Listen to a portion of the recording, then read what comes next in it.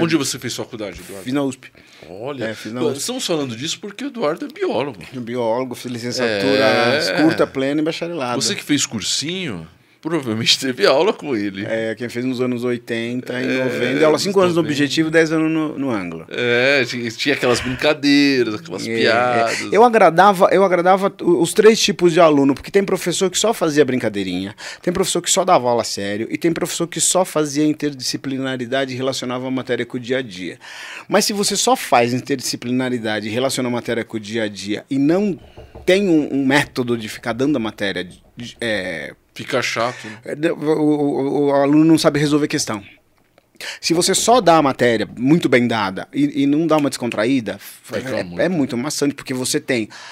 No cursinho, você tem muita gente, é muita matéria e é pouco tempo. Você tem que dar matéria de 3 anos, ao invés de ser uma turma de 30, 40 alunos, são 150 alunos, né? Sala lotada.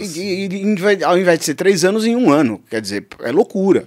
Então, eu agradava os 3 tipos de aluno. Eu bagunçava, dava matéria muito bem dada e relacionava. Não tinha como falar de gestão, de gestão física, de gestão química, enzima da boca, enzima do estômago, enzima do intestino, sem falar de fome, sem falar de uma distribuição de renda. Não tem como eu falar de digestão sem falar que eles vão trabalhar num país de faminto. E que se eles não se preocuparem com esses famintos vão acabar atacando eles. E aí ficava a turma assim, né? Falava, o que o vestibular vai te perguntar é bobagem. Esse silêncio, assim. O que o vestibular vai te perguntar é bobagem. Não tem como falar de fermentação alcoólica, e eu ficava brincando. Uva, a glicose da uva vai dar o quê? Vinho. O açúcar da cana vai dar o quê? Pinga. O açúcar da cevada vai dar o quê? Cerveja. País que vende mais vinho. França, Itália. País que vende mais chopp. País que vende mais vodka. País que vende mais pinga. Brasil, que legal. Brincadeira. Pinga é droga? Porque é legalizado. Pronto. Baita discussão. E aí fala sobre legalização de droga. Aí depois que eu ficava falando que era importante legalizar droga, eu falava, não vai chegar na sua casa e dizer... O professor... Que eu falei que é legal usar droga. Eu não falei que é legal usar droga. O que é legal é você estar legalizando, primeiro, que você acaba com o tráfico. Segundo, que se eu... Muita gente morria envenenada porque bebia a pinga que não tinha controle do governo. Entendi. Eu tenho que beber e saber que aquilo não vai me matar. Se eu beber todo dia, eu vender 100 litros de pinga, quem tem que tratar de mim é médico, não é polícia, né? Então tem muita gente que morre envenenado e diz que é overdose. Eu falei assim, quando você compra cocaína, eu falava para os alunos, você lembra quando você vai comprar cocaína? Nossa! Eu falei assim, o que vem naquele pó branco? Talco, bicarbonato. Aí o cara morreu envenenado. Tem muita gente que morre envenenado, né? Eu falei assim, eu não estou falando que tem que usar droga. Mas isso, eu estava com esse discurso desde os anos 90. E até hoje tem esse monte de... Eu falava de legalização de aborto. Quando eu falava de ecologia, eu falava de superpopulação de presídio. E brincava. Mas toda aula tinha uns 10 minutos de papo cabeça, sabe? Que bom. E os alunos ficavam tudo assim. Legalização de aborto é uma coisa que está até hoje sendo discutida, pelo amor. Por isso que eu saturei da aula. Eu tenho certeza que os alunos lembram disso.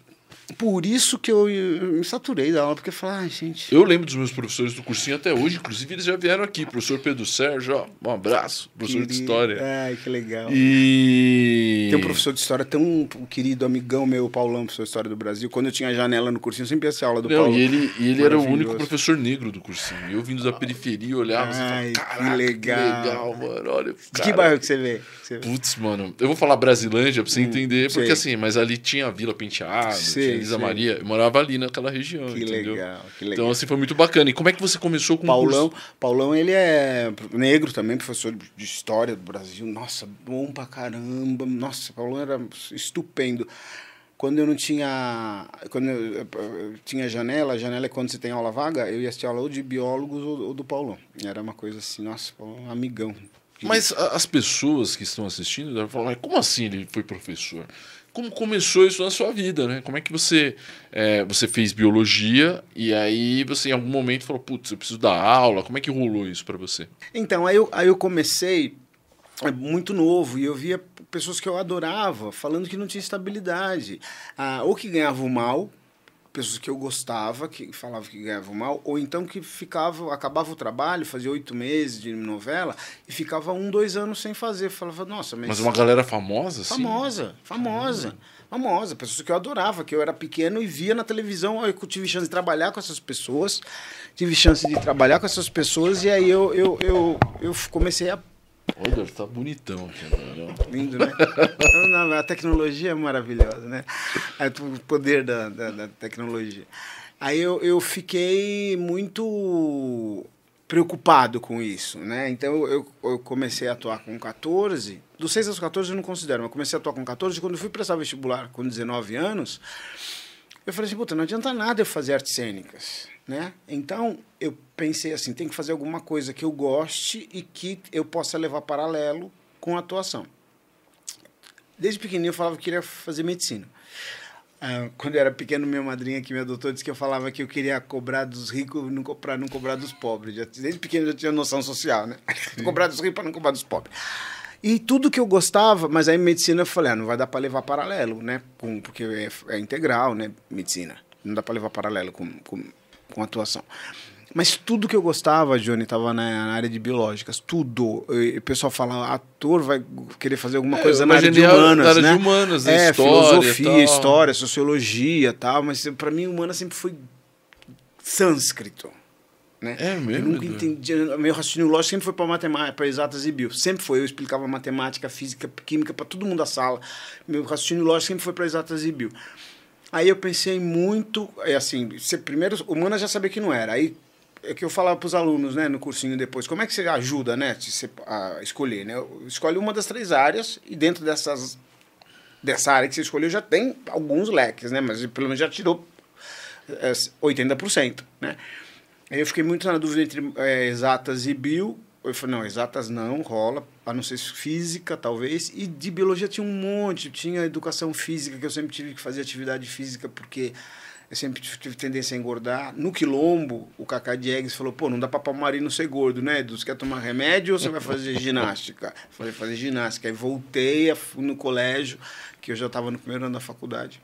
Voltei no colégio, pedi para um professor me dar uma dieta, me dar um circuito de atividade física. Aí na faculdade, na USP, no 3º semestre, tinha que escolher um esporte. Eu escolhi capoeira. Eu fiquei 10 anos fazendo capoeira.